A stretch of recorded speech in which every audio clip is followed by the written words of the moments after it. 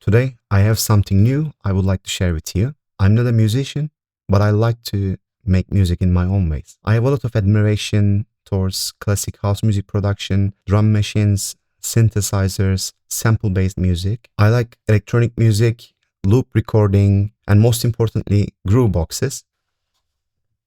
So I bought the infamous Yamaha Seqtrak, infamous for good and bad reasons. I won't try to sell it to you, but I will try to explain why I bought this instead of many other alternatives with my hard-earned money and why you might want to do the same. We will have a look at the device itself, form factor, physical qualities, musical features, basic workflow, and we will talk about pros and cons. Before we get into that, a little disclaimer. I haven't owned a lot of groove boxes in my life. A few of them I can count. I had a Teenage Engineering PO33 sampler and the Novation circuit tracks, and both of them I sent after a week of using them. Something didn't click with me, and currently I'm using my iPad to make music with the amazing Groove Rider 2 app, and also occasionally I use Koala Sampler and Ableton Note. I will not get into the technical details like micro timings, compression, sample creation, because I'm not that knowledgeable with music theory, sound engineering, nor instruments, to be honest. So everything I say in this video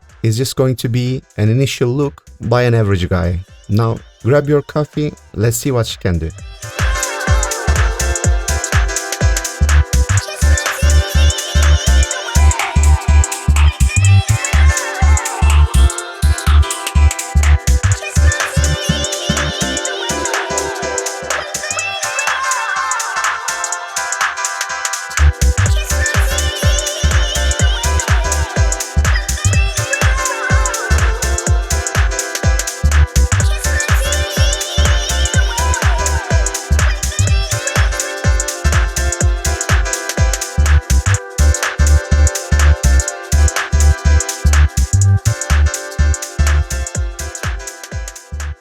If you're not already familiar with it, this is Yamaha Seqtrak.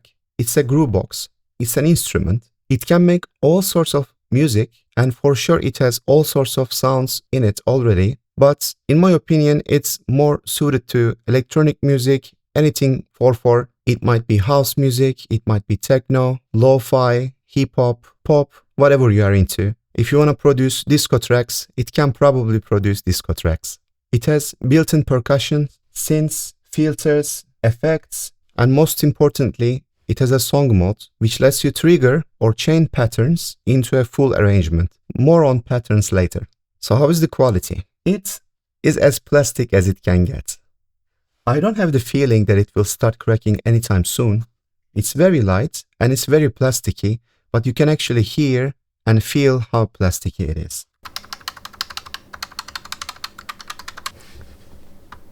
It's very plastic.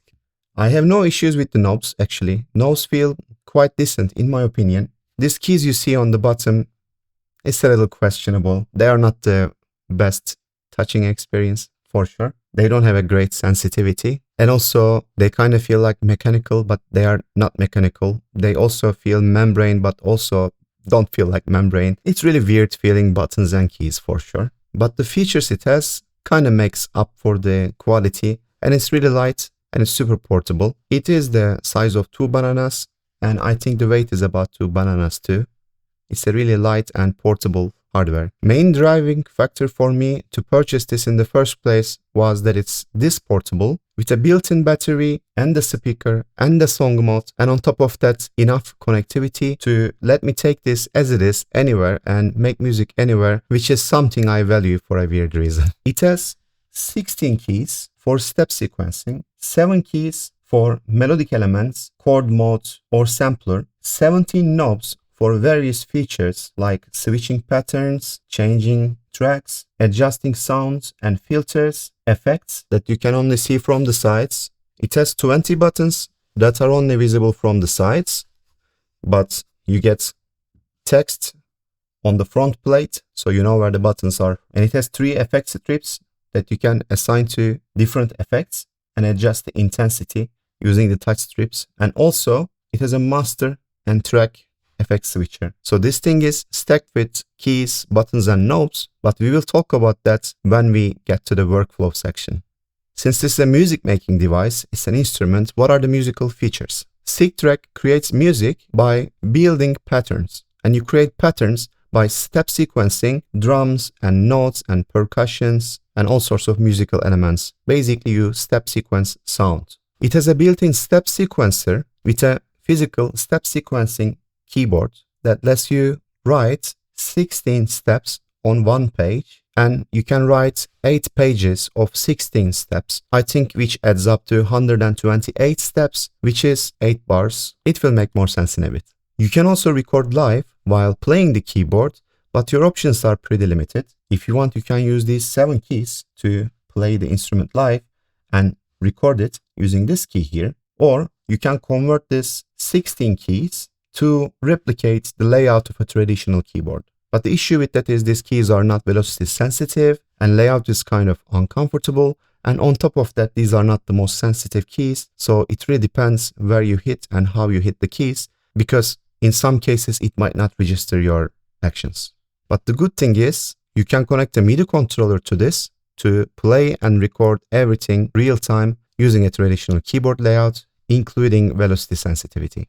It has 7 percussion tracks on the left, 2 synth tracks on the synth section, 1 DX track and a sampler. If you would like to consider drum section as a single track, we can say that Seqtrak has 4.5 tracks in total, but it gets a little deeper than that. One of the most impressive features for me, which was also a deciding factor, that this device has effects, sends, filters and equalizers individually per track. So you can actually apply individual effects and equalizer and sends to each of these tracks that you can see, whether it's drums, synths, DX or the sampler. And on top of that, you get 1 master filter, well, actually 3 master filters that you can perform with thanks to this touch strips, and a global compressor and a 5-band equalizer, which is pretty awesome. When it comes to connectivity, it has 3.5mm audio out, 3.5mm audio in, 3.5mm MIDI TRRRS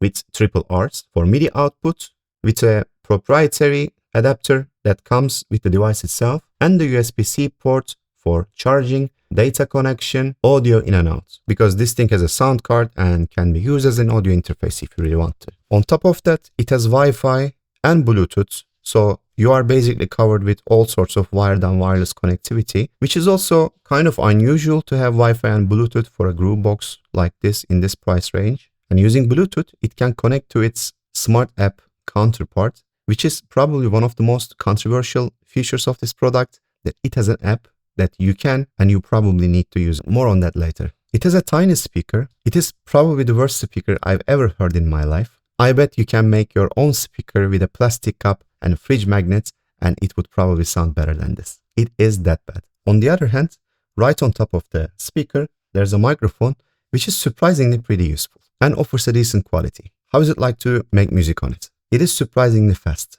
Once you understand the first layer of functions, without getting into the shift functions and button combinations, you can immediately get a loop going, and the best part is built-in sounds and presets sound pretty good out of the box. Also, if you connect it to the app, you get a very good visual representation of pretty much every action you make on the device. You can change your sounds, filters, and effects and intensity of them without memorizing button combinations. So it really speeds things up. Even more, using the app, you can swap projects, back up your projects, load older projects, you can swap filters, create your own synths, modify the existing ones, control global effects, compressor, and 5-band equalizer, and also structure your loop into a full songs with a little bit more convenience. Let's address the elephant in the room. The most controversial part, the app counterpart of this device. I think it's a little bit misunderstood. People react to it like this device cannot make music by itself, and to make music you need to connect to an app, and it's really limited without the app. This is really far from the truth in my opinion. This is, as it is, by itself, out of the box, is one of the best Grooveboxes that you can find under 500 euros. And I bought this thing for 200 euros, which you can too. There is no competition for this device around 200 euros. That is for sure, especially if you consider that this has enough to make a full song from start to finish. And this is all without the app, out of the box. I believe Yamaha designed this as a hybrid workflow, which is kind of unusual for a Groovebox because Grooveboxes are generally standalone devices. This is already a great, complete Groovebox out of the box, and then incredible sound module when you're on the move, but it turns into a much better studio when you are home and you connect it to a smart device like your smartphone or tablet and connect a MIDI controller to it. Just think like this. It is a fully featured instrument which gets even more amazing features if you decide to connect it to a smart device. It's not necessary, but it'll be better. Let me show you how it sounds. I will try to describe the workflow just a little bit as much as I can. So kick is selected, it's blinking now. More BPM. I can filter it a little bit. We have reverb and delay send. For instance, I can send it to delay. Add some reverb. EQ, so I can just cut the highs a little bit. Now let's say this is the kick that I'm happy with this. I'm gonna add some heads to it.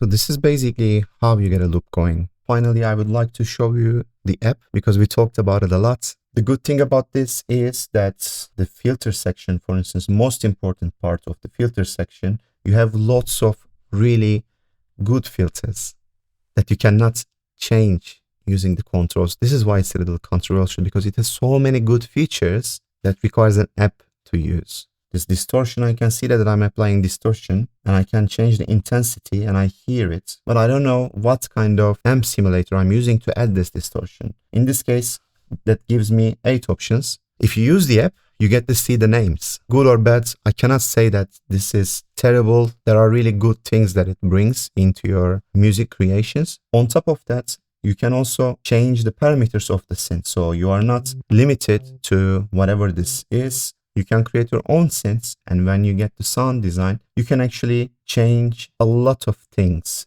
So basically, this is the app. It lets you do more than you can do on the device, but it's not super necessary, but it's better, but it's not necessary, but it makes it better. So let's get to the pros and cons and wrap it up. What are the pros? Price, obviously.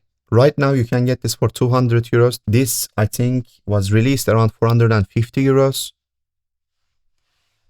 Hey. I will review this later.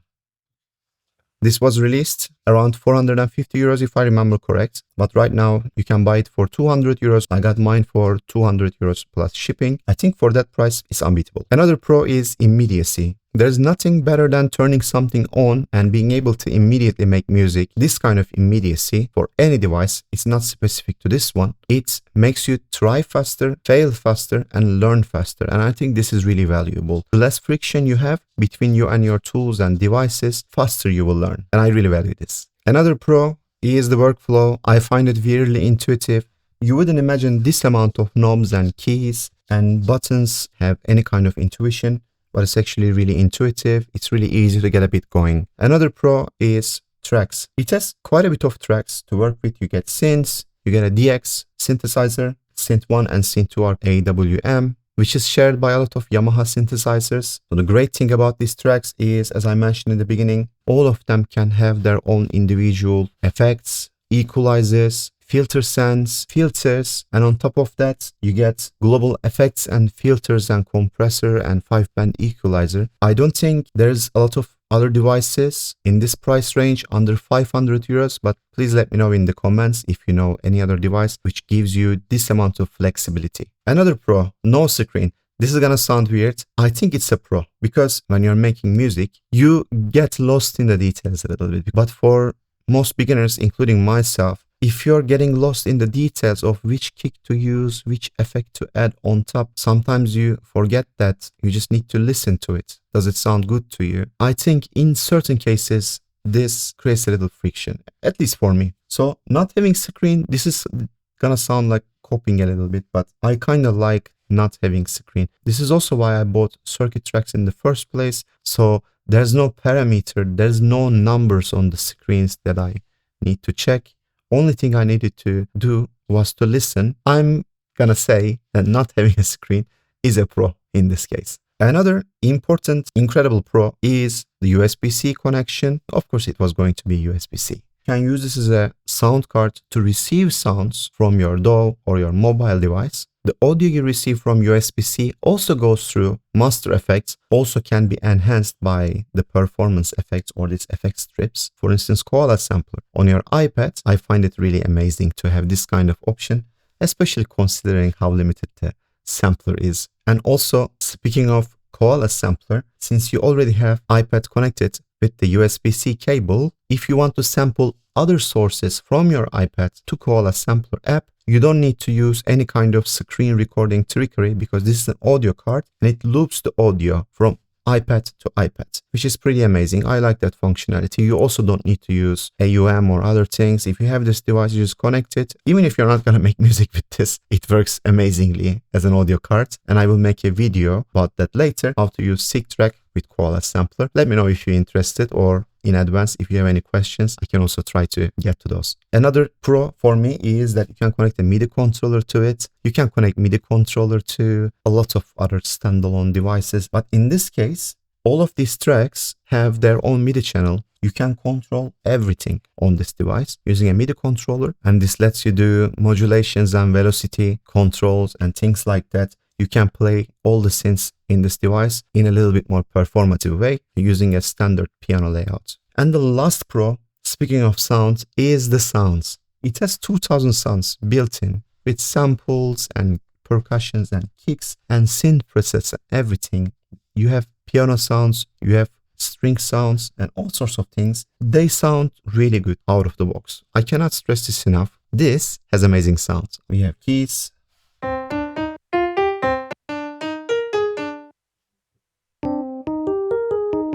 electric piano,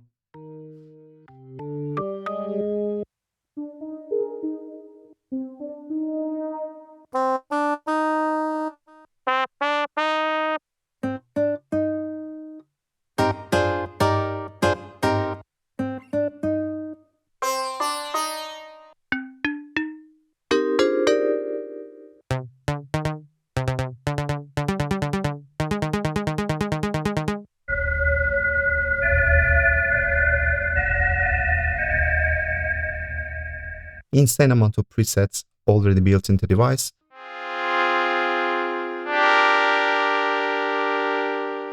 It's really difficult to play chords on this part of the keyboard, but the good thing is it also has a chord mode. If that sound is not a mono sound, you can change it to chord mode. So every key you press here will be a chord.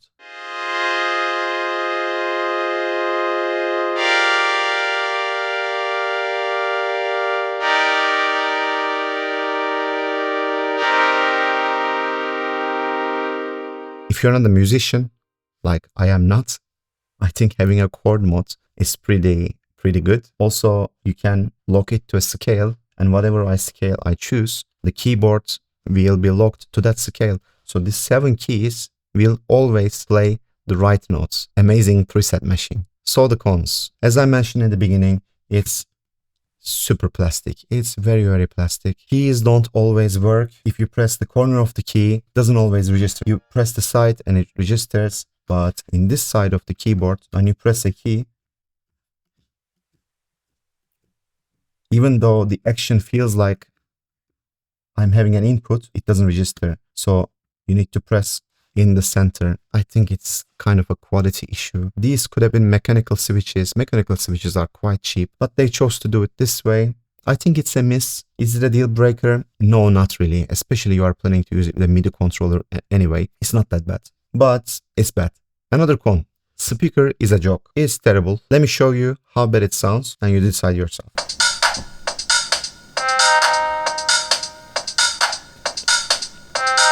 It's just bad.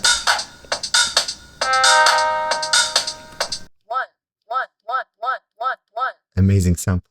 But microphone is good. Sampler is another con. Only thing you have is start, end, and loop. I think it would have been incredibly powerful. At least it could offer some kind of BPM, sync, time stretch in a really, really basic way. As far as I know, it cannot do that. It has a really basic sampler, but you can just create the synths and loops, internally resample them to a key, which will free up your synth slots. Still useful in its own way, not as a traditional sampler, but in its own way, but it's still a con nonetheless. And the last con is button combos for a Groovebox and a hardware synth. I think it's inevitable. You have to have some kind of menu diving, but some functions require some button combinations. I don't understand some of them, why it had to be that complicated. There are some weird button combinations that you will need to memorize eventually to get the maximum potential of this device. What else I could have bought, or you should buy, instead of this? So my options were Innovation Seqtrak at around 300 euros. Seqtrak I already had. I tested for a week. It didn't click with me. The sounds didn't feel that nice. I was expecting something better out of the box as a non-musician, that I don't have the technical capabilities to sound design and create good sounds. So it's really important for me to get good sounds out of the box. Seqtrak, it was very intuitive, a great device. The sound and also the fact that a pattern is only 32 beats in Seqtraks, it didn't really click with me, so I returned it. A Roland MC101 at around 450 euros. I think, as far as I know, it doesn't have a song mode, and also as a sound module it's pretty good. What I wanted to have was to create a song from start to finish on the device itself without relying on other tools, which would have increased the cost. Maybe two Roland IRA compact synthesizers, maybe an S1 and T8 combined at around 350 euros in total. Same thing as Roland IRA. I think S1 and T8 and I think J6, these are amazing devices. I really like the sounds coming out of them, but if I consider that I need to buy 2-3 devices, it will create some friction. I cannot just like put them on the table, put them on my lap and start playing. I need to connect some cables, or I leave them connected. Single device, very portable. 3 device is a little bit complicated. That's why I also moved on. And the Seqtrak at around 4 to 450 euros. And I know some of you will say that I should have bought a second-hand first-gen Digitech instead. But come on. And finally, my last consideration, which I also used, was to use my iPad as a music making device. And I actually use Groove Rider 2 on the iPad. I love it. These devices were what I've been considering in the past year. Then again, this is here now. So why do I recommend it? Well, because again, the pros of this device value to me more than the cons. You could have bought Groove Rider 2 and the MIDI controller, or you can use any other music making app with a MIDI controller. But realistically, a decent MIDI controller that you can buy now is gonna cost you above 100 euros. And on top of that, you need to spend maybe 30-40 euros for a decent music making app. Koala sampler is pretty affordable, but it's a sampler, so it's not technically a Groovebox. You need to put the sounds in. I digress. The Groovebox and the MIDI controller will already cost close to this device, and you need to map them. This is very immediate. And since the recommendations are pretty clear on my end that I like this device, I'm happy with this purchase. Regardless of how many bad reviews you can hear about it, it's not a toy, it makes music. You will have fun with it. So why should you stay away from it? If you don't care about immediacy, if you want to get the maximum amount of functions, maybe you should consider an iPad instead. Or if you have a laptop, just use a DAW. You can get tons of free DAWs. You can get infinitely more functionality out of a DAW or a software Groovebox. So if you don't care about the immediacy, if you don't mind mapping features and functions, if you don't want to spend this amount of money, there are already cheaper alternatives in the software form that you can use on your smartphone or your tablet or your laptop. Then don't get this. You don't need this. But to wrap it up, this is a great device. I will try to make more videos on this topic, especially as a non-musician trying to make music. I will try to share my gems and tips and tricks, especially with Koala sampler or a MIDI controller, and to show how I utilize this day to day. If you already have this device and if you want to share your tips, drop them in the comment and let me know. If you have any questions, I will also try to address them in the video. Thank you for watching and see you on the next one.